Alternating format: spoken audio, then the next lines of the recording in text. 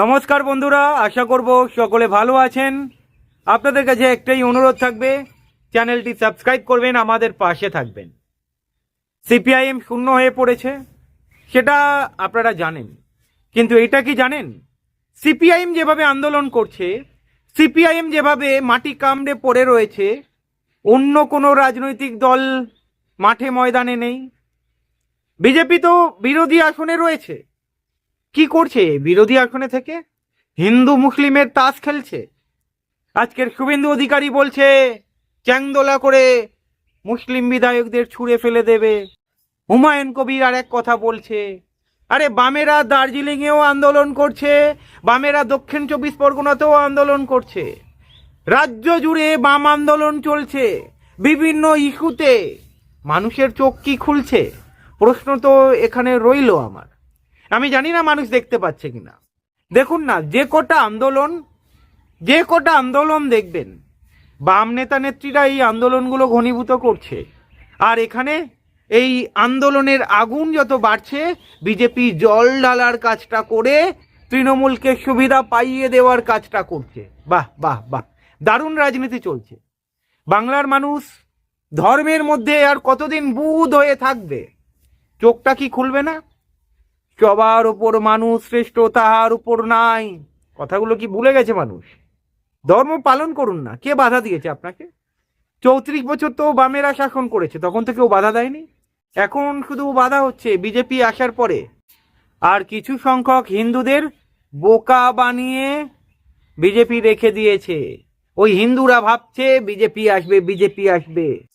মুসলমানদের প্রতি এতটাই বিদ্বেষ ঢুকিয়ে দিয়েছে কিছু সংখ্যক হিন্দু, তারা ভাবছে না সত্যিই মুসলিম বেড়ে যাচ্ছে।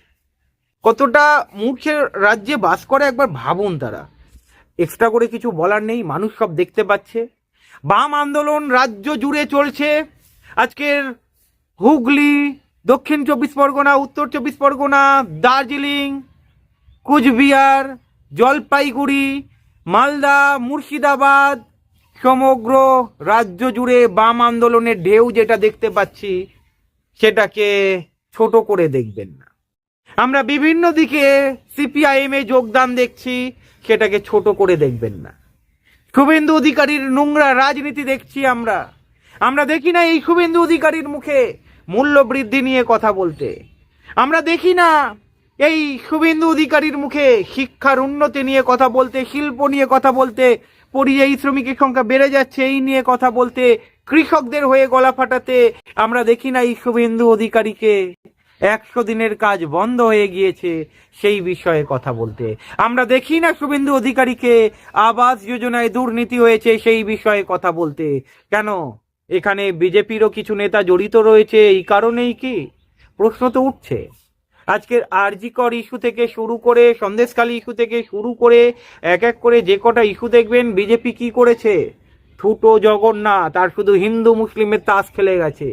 দুর্গা পুজো এঁকেছে, হিন্দু মুসলিমের তাস খেলেছে, সরস্বতী পুজোতে হিন্দু মুসলিমের তাস খেলেছে, এখনো হিন্দু মুসলিমের তাস খেলছে। মানুষের চোখ কবে খুলবে?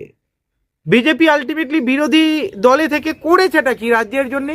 আপনার কি দাবি দাবা নিয়ে কথা বলেছে? এই প্রশ্ন কি রাখা যায় না? প্রশ্ন রইল।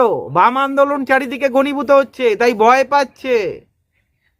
ওয়েট করুন না, 2026-এর পরে বিজেপি শুভেন্দু অধিকারীকে ছুঁড়ে ফেলে দেবে, চ্যাংদোলা করে ছুঁড়ে ফেলে দেবে। মনে রাখবেন কথাটা। ভালো থাকবেন।